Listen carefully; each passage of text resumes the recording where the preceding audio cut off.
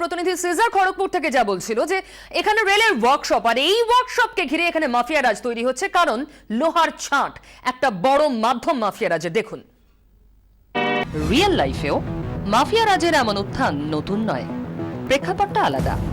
রেলের ওয়ার্কশপ, ছাঁট লোহার অফুরান ভান্ডার, আর এই ছাঁট লোহা ঘিরেই ডালপালা ছড়িয়েছে আন্ডারওয়ার্ল্ডে।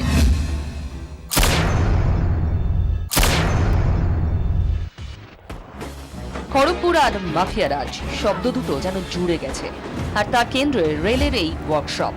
প্রতি বছর রেলের ওয়ার্কশপ থেকে বের হয় ৬,০০০ টন ছাঁট লোহা, যার বাজার দর কয়েকশো কোটি টাকা। এত টাকার হাতছানি কি এড়ানো যায়? ছাঁট লোহার দখল যার, কার্যত খড়গপুরে দখলও তারই। রেলের ওয়ার্কশপের ছাঁট লোহা চুরি তো আছেই, নিয়মিত ছাঁট লোহার নিলাম ডাকে রেল। দাপুটে মাফিয়া ডনের কাছে সেই নিলামে প্রভাব খাটানো কঠিন কাজ নয়। আর এভাবেই খড়গপুরের রেল ওয়ার্কশপকে কেন্দ্র করে গড়ে উঠেছে মাফিয়া সাম্রাজ্য। ছাঁট লোহার দখল নিয়েই ৯এর দশকে উত্থান খড়গপুরের ডন বাসব রামবাবুর। রামবাবুকে সরিয়ে ছাঁট লোহার দখল নিয়ে রাতারাতি ডন হয়ে ওঠে শ্রীনিবাস। খাতায় কলমে শ্রীনিবাস রেল ওয়ার্কশপের সাধারণ কর্মী মাত্র, কিন্তু বিলাসবহুল বাড়ি, দামি বিদেশি গাড়ির অভাব নেই। এমনকি রেলের জমিতে সম্প্রতি সাধের বিদেশি কুকুরের থাকার জায়গা তৈরির কাজও শুরু করেছিল শ্রীনিবাস।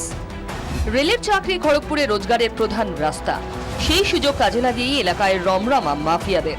একবার ছাঁট লোহার দখল পেয়ে কার্যত দুনিয়া পায়ের নিচে, ঠিক যেমন হয়েছিল শ্রীনিবাসের।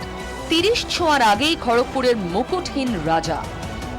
আর হয়তো একই কারণে মাত্র ৮৭ শুট আউটে শেষ হয়ে যেতে হলো শ্রীনিবাসকে।